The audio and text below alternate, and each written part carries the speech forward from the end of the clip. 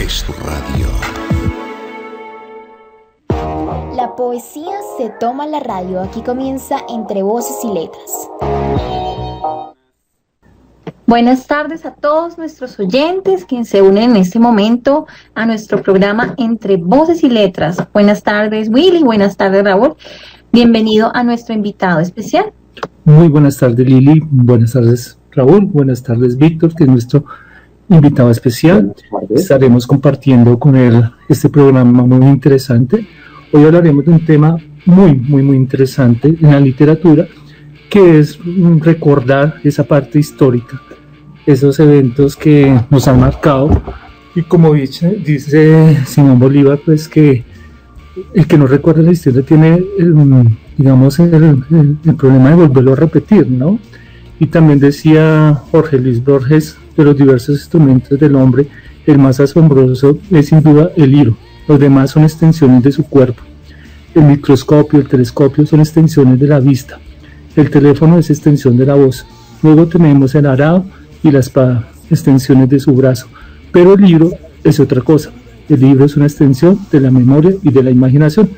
Y hoy honraremos este programa recordando todo lo que esos escritores históricos, tenemos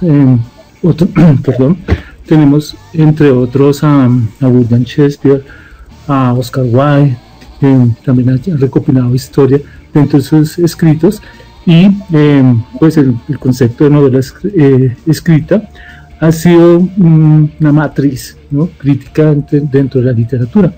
Muchos escritores buscan dentro de la historia la parte de la ficción, ¿no? Siempre hay algo de ficción dentro de la parte de la historia. Sabemos los personajes, pero no sabemos exactamente cómo era el día, cómo era el contexto en que se manejaba de algunas cosas. Entonces hoy el programa estará un poquito, nuestro invitado nos dará un poco de luces frente a un poco del tema de la literatura que él maneja. Así es, Willy. Precisamente nos encontramos en estos últimos programas, hemos llevado esa línea de la reconstrucción de la memoria, de la identidad, de la historia, que devela pues muchos escenarios y que no podemos olvidar, como tú muy bien lo mencionabas, y gracias al artificio que permite la literatura, nos permite encontrarnos y reconstruir ese tejido a través de la palabra. Es importante también resaltar que nos encontramos a partir de la literatura y precisamente de la obra que vamos a abordar en este momento con nuestro escritor Víctor Hugo, y en concreto pues como ver esa reivindicación de la labor y el legado de la mujer a lo largo de la historia, ese papel que ha tenido ella tan importante en la construcción de identidad y memoria, y aquellas rebeldes y transgresoras que también a partir de la escritura develaron todo un mundo, todo un universo significativo que pues muchos estudiosos hemos tenido, y muchas escritoras que precisamente las señalo como magníficas, que han sido enterradas, y eso sí en letra mayúscula, a lo largo de la historia, porque pues son juzgadas, son vetadas, y porque la mejor manera es silenciarlas. Entonces se trata de eso, recuperar ese trasfondo social, ideológico, religioso, cultural, y bueno, también acercándonos un poco a esos estudios de género que pues ahorita nos van cada vez acercando más a esa igualdad que somos nosotros, todos los seres humanos. Bueno, entonces pues sin más preámbulos, pues yo quiero presentar a Víctor Hugo Riveros, a nuestro invitado del día de hoy. Él es un profesional en estudios literarios de la Universidad Nacional, especialista en didáctica de la lectura y la escritura de la Universidad San Buenaventura y magíster en estudios literarios de la Universidad Santo Tomás. Actualmente realiza un máster en promoción de literatura infantil. Sus estudios se han concentrado en la obra de Francisca Josefa del Castillo. De ahí, pues venimos retomando todo este tema que les estamos comentando. Y por ende, pues también ha participado en coloquios y encuentros nacionales sobre literatura barroca. Ha realizado diversas publicaciones en revistas, como Reconocimiento Hegemónico y Manifiesto Divino, Madre Castillo, Decodificando una autobiografía 2016, Conflicto armado en Colombia y lectura crítica de la realidad social y política, en proceso de publicación. Pertenece al grupo de investigación Fray Antón de Montesinos de la Universidad Santo Tomás y fruto de su experiencia en el aula ha obtenido bastantes reconocimientos, como ganador del concurso de ICM con Bitácora de Plan Lector 2018. Tesis meritorio de la Universidad Santo Tomás con su vida de la Madre Castillo en clave de caballería 2016.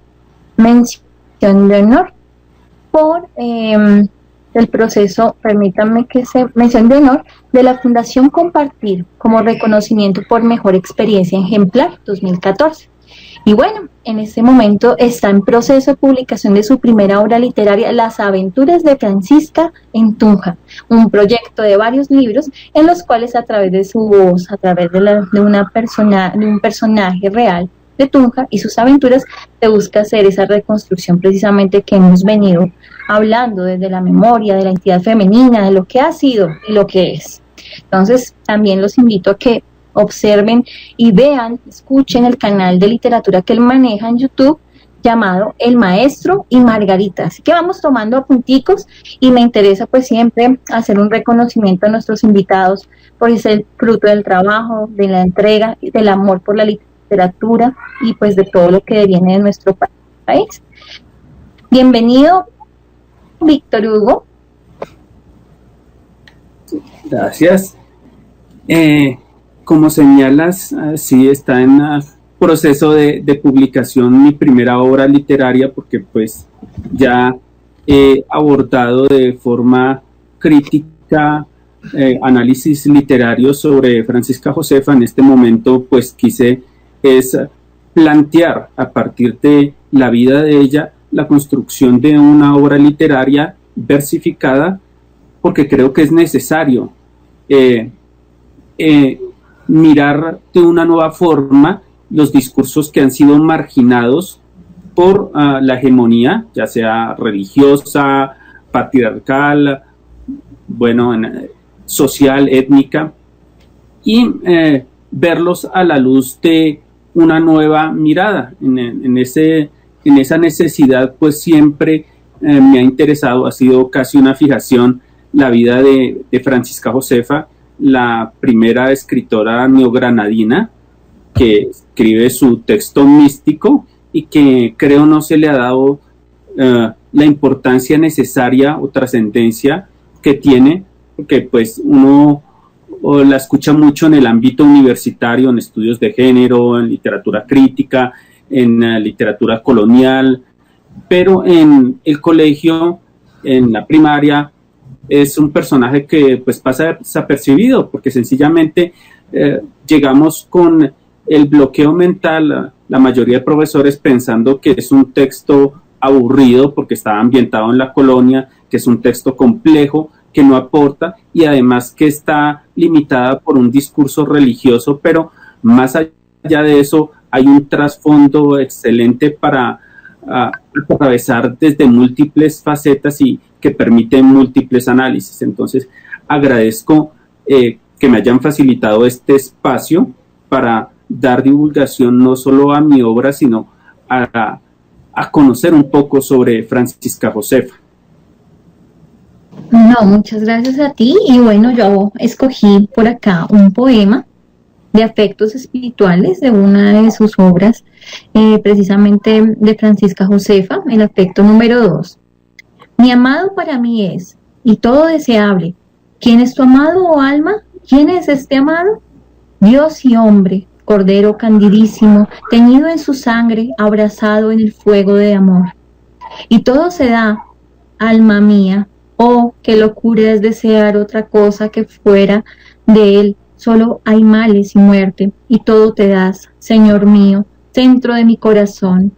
¿A quién te das? Apártate, Señor, de mí, que soy mentira y pecado. después de esta pequeña lectura de este bello poema, para irnos contextualizando un poco a la obra de Francisca Josefa, a la obra de nuestro querido escritor Víctor Hugo, queremos pues saber, Víctor, ¿cuáles han sido esas motivaciones para adentrarte en el mundo literario, en la escritura, en su estudio? Digamos que son dos corrientes diferentes. Por un lado lo que sería la lectura y por otro lado lo que ha sido la lectura. La lectura ha sido una fijación constante desde que tengo memoria. Me encantaba, para la época en que yo estaba en primaria, era muy común la venta de una especie de folletos en los que se narraban historias es tipo Hermanos Grimm o Anderson. Entonces eso era lo que uno leía en su momento. Posteriormente me interesé fue ya por el cómic, la historieta, Calimán, leía a montones El Hombre Araña, bueno, pero de fondo estaba ese interés por el texto poético más que el narrativo. Leía a José Asunción Silva, León de Grave, Guillermo Palencia, Rubén Darío, bueno, todos estos poetas modernistas que se caracterizaban por un lenguaje muy elaborado, por unos referentes a un mundo idealizado, una torre de marfil. Y fue ya en la universidad que, diría, se me abrió un nuevo panorama narrativo en el que me di cuenta que la literatura podía explorar múltiples posibilidades, que no era solo encerrarse en esa torre de marfil de donde yo venía desde la poesía, sino que la literatura podía reflejarnos un momento histórico y también hacer resistencia, como menciona Jean-Paul Sartre en su texto ¿Qué es la literatura?, de que es un arma. Finalmente hay que tener cuidado hacia donde uno la apunta, porque inocentemente muchas veces las personas creen que es un texto lúdico, que hay fantasía, pero hay un componente ideológico de fondo que no podemos desconocer. De ahí la habilidad de un buen lector de ser capaz de rastrear, de identificar todo lo que hay de fondo. Y me di cuenta que la literatura es un mundo inmenso, vasto, hermoso, y que yo podía ser parte de él, que era lo más bueno. Inicié con la poesía en el colegio, con el apoyo de un profesor de literatura de español que teníamos en ese momento, Orlando Sánchez.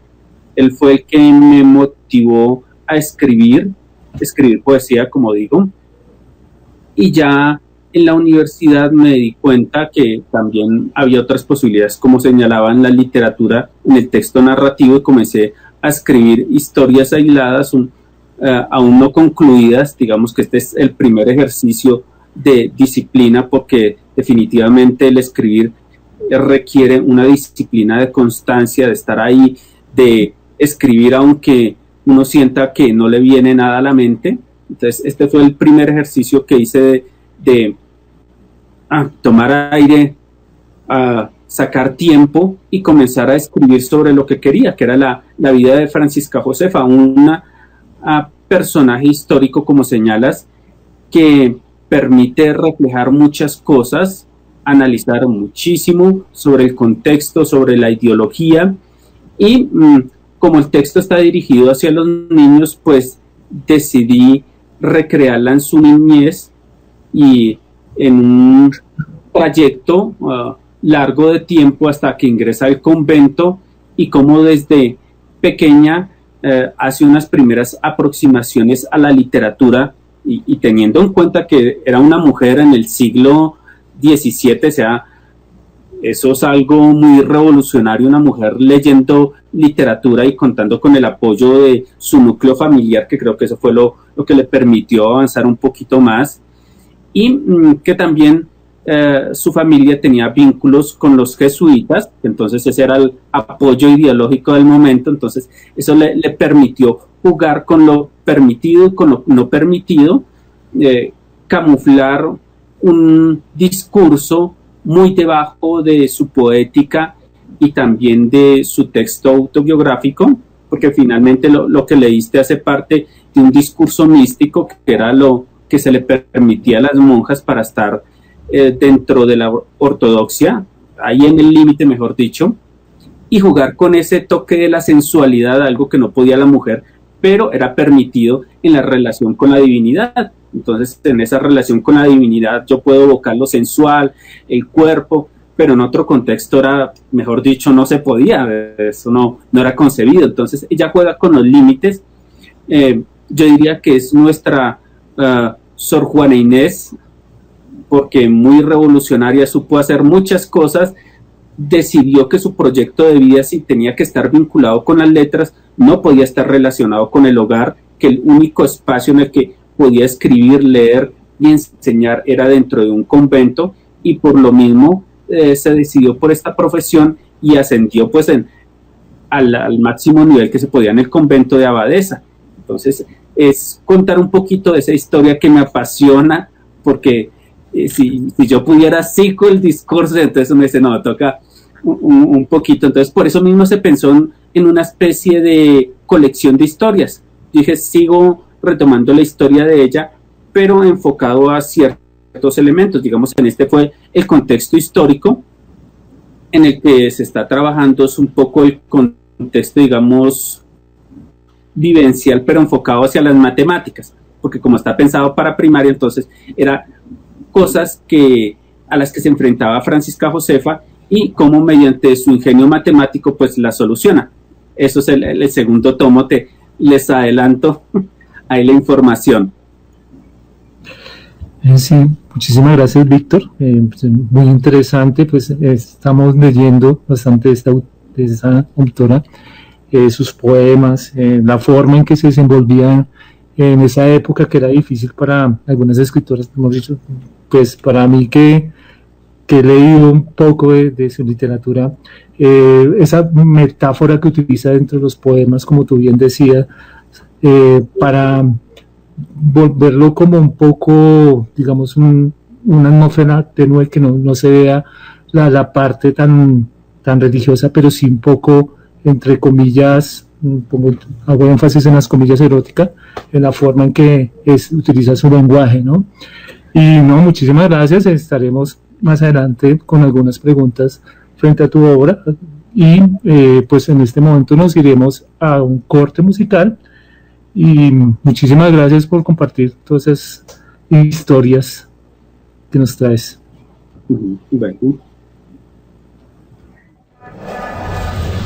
Es tu radio. Bien, activa el micro, Willy. Ya sé. Bueno, seguimos en nuestro programa Entre Voces y Letras, aquí con un gran invitado, un gran docente, un gran escritor también, historiador, que nos va a seguir compartiendo sobre la literatura y sobre la historia de nuestra escritora también que tenemos. Bueno, queremos hacerles unas preguntas frente a tu literatura, frente a lo que has escrito. ¿Cuál consideras que es la importancia de la literatura en la construcción de memoria e identidad histórica?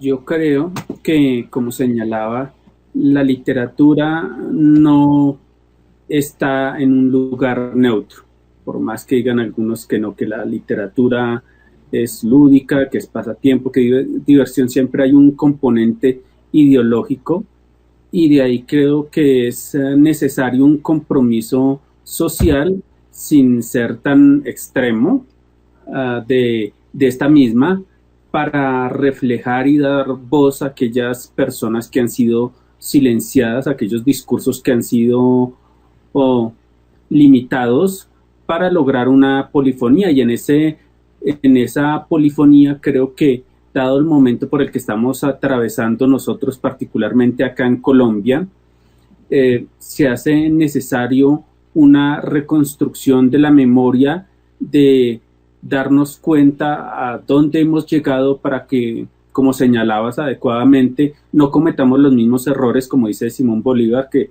estamos condenados si no reflexionamos sobre nuestro pasado, y también para replantear muchos esquemas y muchas construcciones sociales que hemos naturalizado y hemos asumido como una verdad suprema. Entonces los roles de género, es importante que lo reflexionemos sobre esto, sobre también lo que ha sido la guerra acá en Colombia, sus consecuencias y cómo finalmente concluir y cerrar ese episodio que ha sido tan trágico para nuestra nación.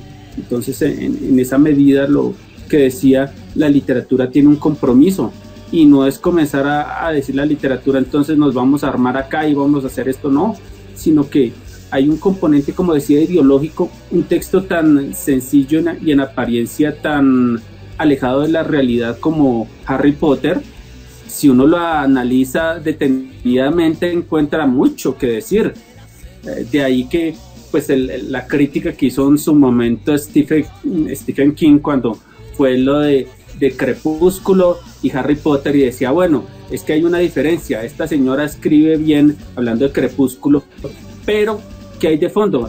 Está de fondo la importancia de tener novio, mientras que Harry Potter nos habla de superar las adversidades. Entonces creo que la literatura, aunque parezca neutra, pues hay un componente ideológico, hay enseñanzas, hay valores y también hay un reflejo un tanto de la realidad, aunque sea fantasía, ciencia ficción.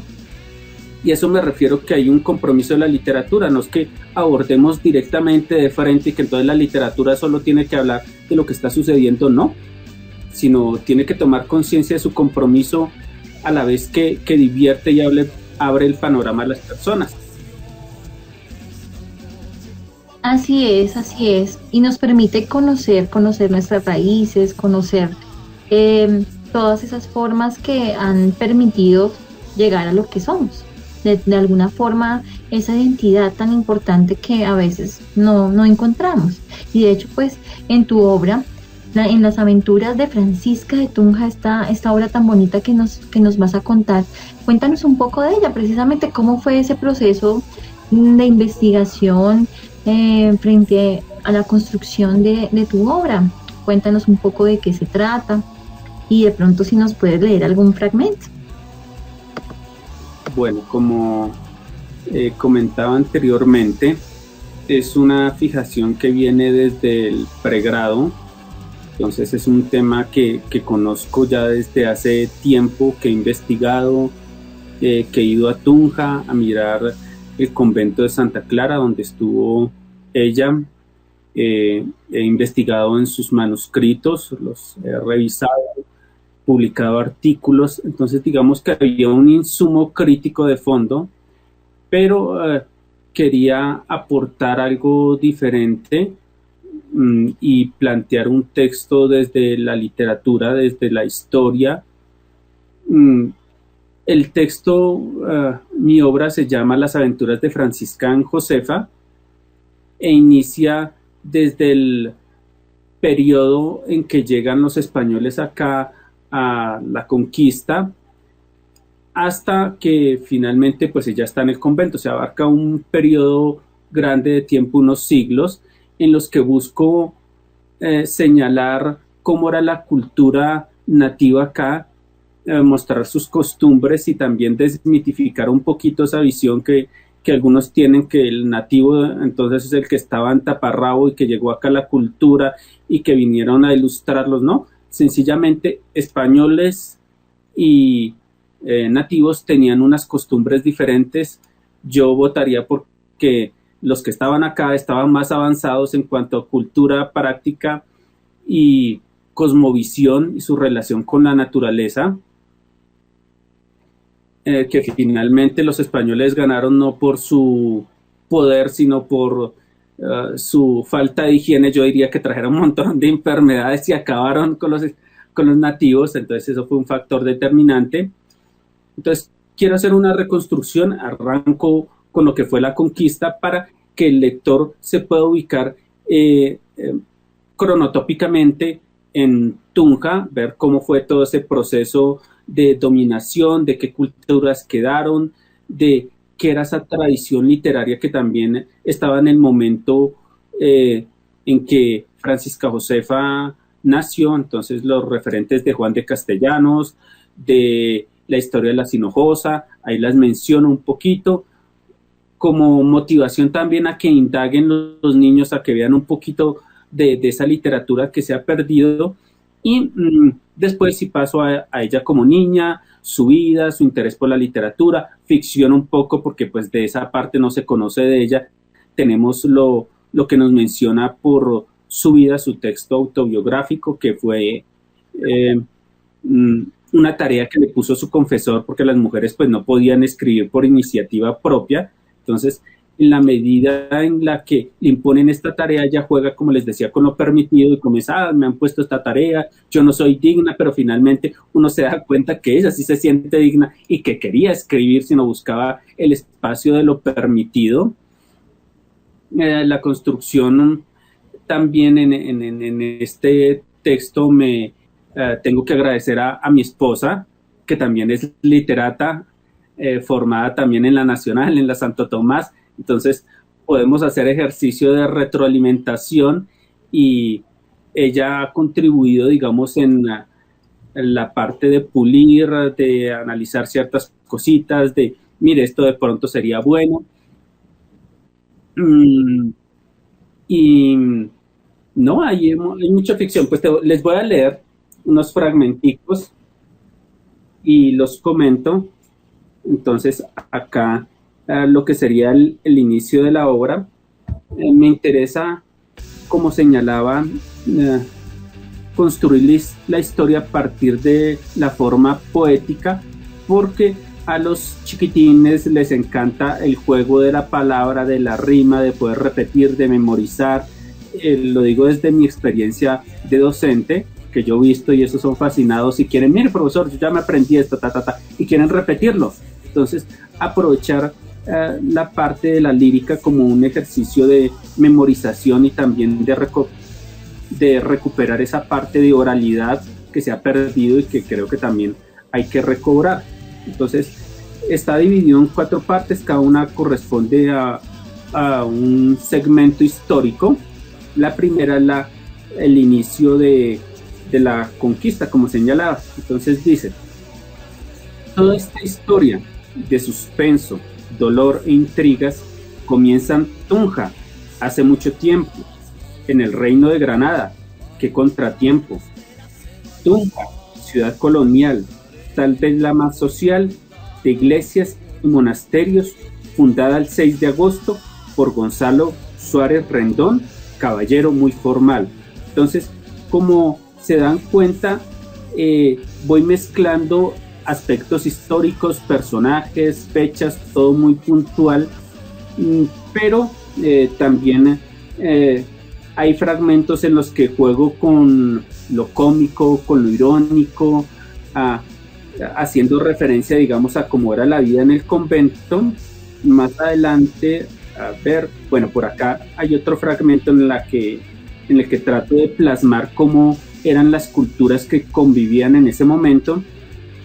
Dicen, campanas cual truenos suenan, mientras llueve sin cesar, el indio amarillo, el hidalgo blanco, el mestizo moreno y el cimarrón negro, corren, corren sin parar, ¡ay, me mojo! Corren por las calles angostas de la inclinada ciudad, con cara de tristeza y en silencio. ¿Quién se lo puede aguantar? Llueve y llueve, día y noche sin parar, rodeado por un valle que encierra la ciudad. En la antigua Tunja no para el viento de soplar. Entonces, lo que les decía es tratar de recurrir tal vez a un elemento modernista que está aún en mi cabeza de los referentes de José Asunción y demás, y es tratar de que el lector evoque un contexto por medio de los sentidos, de la lluvia, del sonido, de todo esto que estaba muy en los modernistas, que si uno rastrea se da cuenta que era la construcción del poema a partir de diferentes sentidos. Entonces trato de jugar un poquito con esto. No es un verso tan rígido, es un verso libre, como para darle un poquito más de fluidez, pero que en algunos momentos tiene su rima, tiene su encabalgamiento y otras figuras, pero como está pensado para los chiquitines de 4º a 5º, digamos, rompo un poquito con este esquema. Más adelante está lo que les decía, el elemento cómico en la tercera parte, cuando ya estamos hablando de que ella ha sido nombrada abadesa y está en el convento. Dice: fue en esta ciudad que vivió hace muchos años una niña simpática y risueña, que por glotona y por gritona nadie la quería en el convento. Se llamaba Francisca Josefa, mujer muy inteligente. Le gustaba leer mucho, además de pasar el tiempo leyendo en el convento. Jacinta, su criada, siempre a su lado, presente, barre muy bien su celda, ya que a Francisca el polvo le enferma. ¡Achú! Se escucha en el pasillo. La celda de la monjita es la más hermosa, con vista al huerto, de árboles y pájaros, todo lleno de colores. ¡Qué gran concierto! Y otra ventanita que a la capilla da, la invita a ella a bien rezar. Y bueno, por acá más adelante ficciono de que ella ronca como un motor y que bueno, no deja dormir a las otras monjas y que ya se asoman, pero como la abadesa, pues les toca calladitas ahí porque no pueden hacer nada. Entonces es esa reflexión de lo duro, de que como fue la vida de las mujeres en un momento, que lo que han logrado ha sido con un esfuerzo grande, que hay aún mucho por abrir campo a las mujeres laboralmente, social, de quitarnos un poco de esquemas, de pensar que la mujer entonces tiene que estar en la casa, que tiene tales características y debe hacer esto. No, romper un poquito esquemas y presentarlo a través de la voz de una niña, en el juego sencillo, de que piensen, de que tengan un modelo a seguir, de que no piensen que simplemente entonces ahorita la moda es abrir canales de cualquier, perdonarán la expresión, pendejada, y que entonces yo hago el show y que entonces OnlyFans, yo no sé qué más cosas, sino que tengan un modelo y que vean que se pueden desarrollar profesionalmente, tener una proyección hacia el final. Hablo de que finalmente esto que inició ella de darle voz a las mujeres fue un paso para permitir que las mujeres pudieran ser doctoras, abogadas y otras cosas, que esto es parte de un trayecto que de pronto, si estas mujeres no hubieran hablado, no hubieran tenido la posibilidad de darse a conocer y un espacio propio, una habitación propia, diría, se me fue ahorita el nombre, esta escritora, bueno, se me fue el nombre, una habitación propia, decía, entonces no hubieran podido escribir. Entonces quiero rescatar a esta mujer y este es mi interés. Gracias, Víctor, súper interesante, y más que todo ponerlo al nivel de la educación, ¿no? A los niños, como tú bien decías, de cuarto y quinto, poner pues esos referentes históricos que se han perdido, que pues yo también como profesor pues no he encontrado libros que uno vea y trate de retomar la historia a partir de la mujer, ¿no? Es muy poco lo que uno encuentra, no por falta de investigación, sino por falta de pronto interés de los mismos escritores de sacar libros de ese tipo, ¿no? De investigar, de hacer un esfuerzo a nivel histórico para sacar libros que realmente nos sirva a nosotros como docentes, como herramientas pedagógicas, y que más a través de la poesía, la literatura, de las narraciones, que creo que es muy importante. Y no, pues muy impaciente de conocer tu obra después que salga. Ya me acordé, es Virginia Woolf, la que hablaba de la habitación por aquella. Con Virginia Woolf.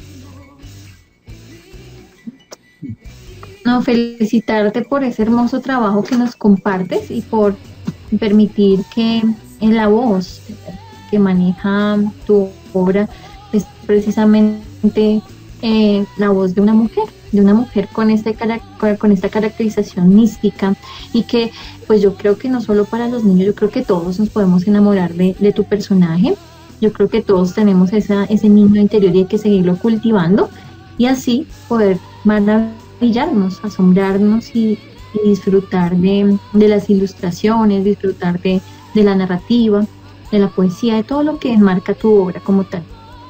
Bueno, entonces nos vamos a un corte comercial, no sin antes abrazar desde la distancia a nuestros oyentes que están conectados en estos momentos, a Italia, a Estados Unidos, Canadá, Colombia, espero no se me escape ninguno, y pues volvemos dentro de un momento a nuestro programa.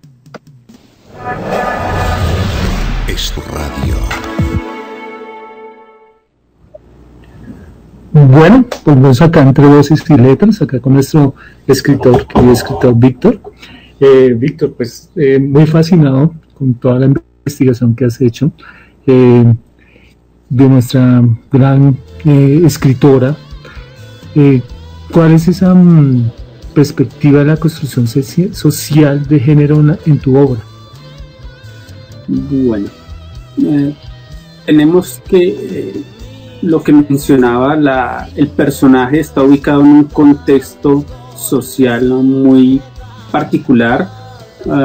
Digamos que ficciono con ciertas cosas de cómo era el comportamiento de ella, de cosas cómicas como para hacer más lúdica la lectura, pero respetando lo que es la historia en cuanto a lo permitido y lo no permitido para la mujer. Entonces, lo que muestro es, o la reflexión que quedaría de fondo, es que a pesar de las limitaciones que socialmente, cultural, también se presenta para la mujer en toda la historia, siempre hay un panorama de posibilidades con las cuales puede jugar y abrirse un campo ella misma, mirar, proyectarse hacia un futuro mejor, por decirlo así.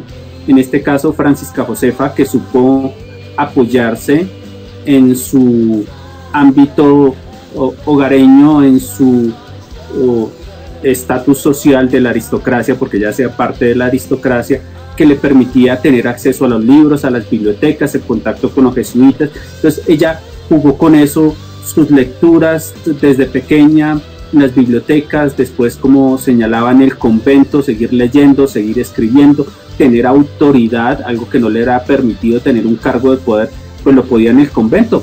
Ella finalmente supo jugar con lo marginal y proyectarse hacia sus sueños, y eso es lo que quiero que finalmente quede para las niñas, pero también para los niños, que todos tenemos sueños, pero digamos que la voz de la mujer ha sido silenciada durante mucho tiempo, y entonces quiero que tomen un modelo a seguir, de que se proyecten sus sueños, que sean lo que quieren, médico, astronauta, pintora, bueno, lo que quiera, que no es que tengo que ser en el rol de mujer, que entonces tengo que tener hijos, que lo otro, que entonces usted es medio mujer porque no ha tenido hijos. No, eso es un proyecto de vida. Si no quiere tener hijos, viene su proyecto de vida, y eso no lo hace media, no lo hace un cuarto, ¿no? Sigue siendo una mujer completa, cumpliendo sus sueños, su sueño de no tener hijos, su sueño de formarse, su sueño de tal cosa, que si quiere tener hijos también está bien. Eso es importante. Entonces aprovecho, ahora sí que encontré el fragmentico que les decía sobre cómo finalmente los pasos que da Francisca Josefa son el inicio de una apertura de posibilidades a las mujeres. Entonces, hacia el final habla de los conflictos que tenía con sus compañeras, porque pues la odiaban. Eso es lo que ella cuenta, que la llamaban santurrona, mentirosa, beata. Decían por ahí que hasta los huesos de los muertos sacas de la tumba con la lengua. En otras palabras, yo no, uy, ¿qué es esa figura tan horrible? ¿Qué es eso? Pero es lo que dice, ella lo que describe. Y sí. Cómo, a pesar de un contexto tan afectivo, fue, mejor dicho, ella la que quedó. No quedaron las otras monjas, nadie sabe las otras monjas, sino quedó fue Francisca Josefa. Entonces hay un fragmento donde dicen, bueno, que le enseña a escribir a otra monja, que también eso, miren hasta dónde llega ella. Si le era prohibido escribir hasta cierto límite, cómo es que se pone también a enseñar a otras mujeres a escribir. Entonces dicen, es una época difícil para la mujer, que solo puede ser monja o esposa y nada más. Médico, solo los hombres. Abogado, no pueden tener falda. Soldado, solo con barba y cabello corto. Poeta, solo los hombres. Entonces todas esas limitaciones, como usted no puede, solo le queda esto. Y creo que aunque no percibimos, seguimos con ese mismo juego, cerrándoles puertas a las mujeres y pensando que entonces si asciende socialmente es por esto, si esto es esto, si quiere validación entonces solo le toca en el hogar. Entonces es una invitación a reflexionar sobre los roles de la mujer, sobre el hombre, porque el hombre también en su respetar unos esquemas también está limitado, también tiene una violencia, también está marginado, pero en otros campos que yo diría que con más libertad, que eso hay que tomar conciencia de esto. No, pues en definitiva es un aporte enorme y ver que todos somos iguales, todos tenemos esos sueños, esas carencias, esas búsquedas, esa contribución desde lo que somos a la conformación de este mundo. ¿Es correcto?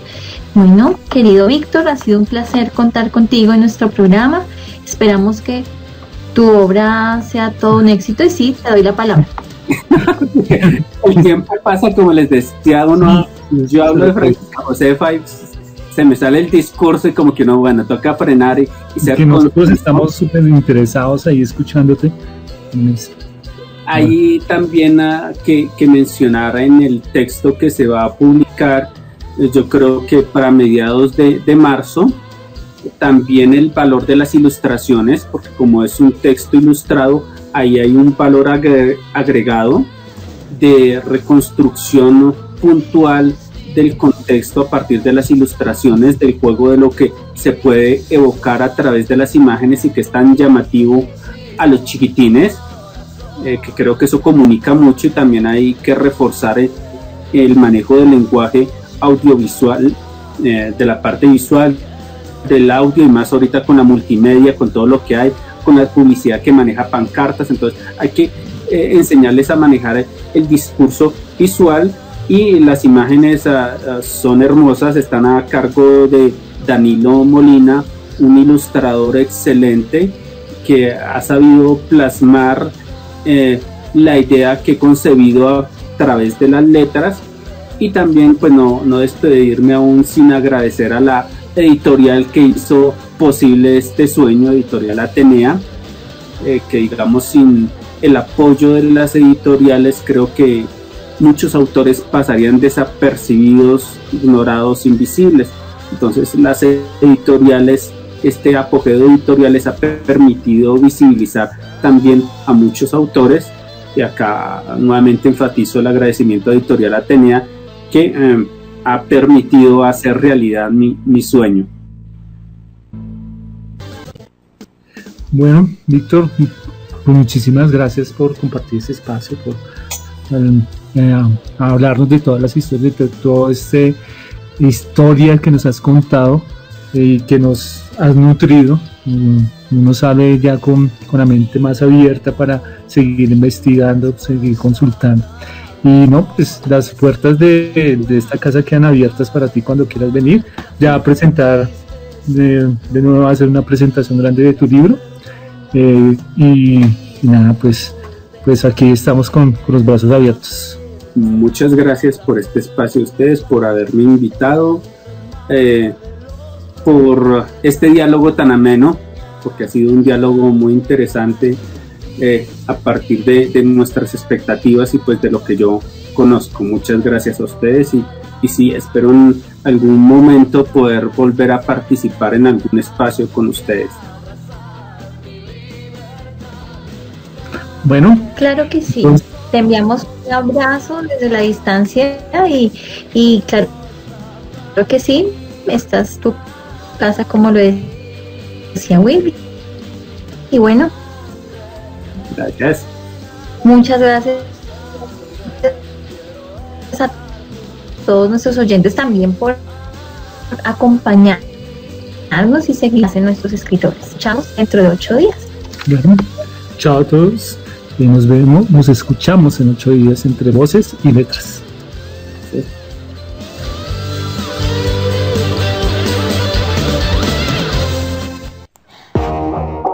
Hasta las mejores historias tienen un final. Entre Voces y Letras concluye. Recuerda nuestra cita todos los viernes de 5 a 6 de la tarde, solo aquí por Es Tu Radio. Es Tu Radio.